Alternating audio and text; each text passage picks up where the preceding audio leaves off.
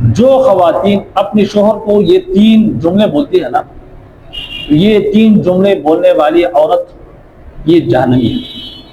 یہ میں نہیں کہتا، بلکہ دونوں جہاں کے سردار جناب محمد رسول اللہ صلی اللہ علیہ وسلم کا فرمان ہے۔ لہٰذا آج اس پر بات کریں گے کہ وہ کون سے 3 جملے ہیں کہ جو عورتیں اپنے شوہر کو ادا کرے، اپنے شوہر کے لیے ان جملوں کا استعمال کرے، تو یہ جو خواتین ہیں، یہ جو عورتیں ہیں، یہ جہنم میں جائے گی۔ آج یقینی طور پر اس حوالے سے بات کرنا ضروری بھی ہے، اور جتنے بھی ہماری بہنیں، مسلمان بہنیں وہ سن رہی ہے، اگر وہ یہ چاہتی ہے کہ وہ جہنم سے بچ کر جنت میں جانے والی بن جائے، تو آپ نے اس پیغام کو غور سے سننا ہے، کیونکہ میرے نبی رحمت للعالمین ہے، انہوں نے ہر ایک بات ہمیں بتا دی کہ بھائی میرے بہنوں، میری بیٹیوں، اگر آپ یہ عمل کرو گے تو یہ جہنم میں لے جانے والا عمل ہے، اگر یہ کرو گے تو جنت میں جانے والا عمل ہے۔ لہٰذا نبی علیہ الصلوۃ والسلام اپنے امت پر رحم دل دے، اپنے امت پر انتہائی رحیم اور شفیق دے،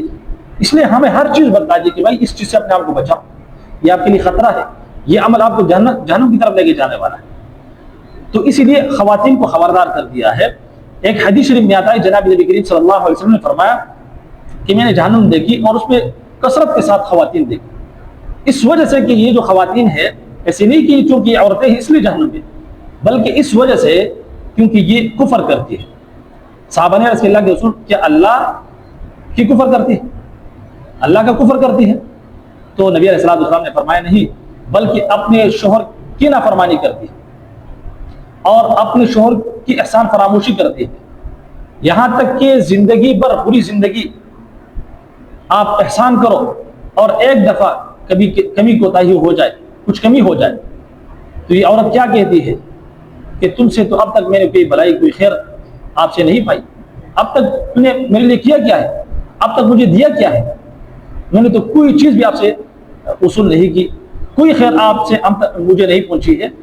تو یہ وہ باتیں ہیں، یہ وہ کلمات ہیں، ایک ناشکری، اپنے شوہر کی ناشکری کرنا، یہ خواتین میں بہت عام ہے۔ وہ مرد، وہ شوہر جو باہر جاتا ہے، دنیا کے اندر گھومتا پھرتا ہے زمین پر، اور معاش کے حوالے سے پریشان ہوتا ہے، یہاں تک کہ لوگوں کی باتوں کو بھی برداشت کرتا ہے، سخت سے سخت حالت برداشت کر کے اپنے بیوی کو گھر میں ملکے کی طرف بٹھایا ہوا ہے تاکہ میرے بیوی کے اوپر کسی چیز کی کمی نہ آئے۔ وہ باہر کماتا ہے، سختی برداشت کرتا ہے، گرمی اور سردی برداشت کرتا ہے، اور مال دولت کما کر کے اپنے بیوی کے ہاتھوں پر رکھتا ہے اور کہتا ہے کہ تو گھر کا ملکہ ہے، تو خرچ کر، میں کماؤں گا، تو جو ہے خرچ کر۔ لیکن اس کے باوجود بھی یہ عورت اٹھ کر اپنے شوہر کی ناشکری شروع کر دے اور احسان فراموشی شروع کر دے، یہاں تک کہ زندگی پر آپ ان کے لیے سب کچھ کرے، لیکن کبھی بھی کچھ کمی ہو جائے تو تمام احسانات یہ جو عورتیں ہی بھول جاتی ہے۔ تو نبی علیہ الصلوۃ والسلام نے فرمایا کہ جو عورت اپنے شوہر کی ناشکری کرتی ہے، احسان فراموشی کرتی ہے اور تذلیل کرتی ہے، برا بلا کہتی ہے اپنے شوہر کو، تو یقینی طور پر ایسی عورت یہ جنت میں جانے کی مستحق نہیں۔ اللہ کے نزدیک، اللہ کے نزد یہ جو عورت ہے جو اپنے شوہر کی ناشکری، نافرمانی کرتی ہے،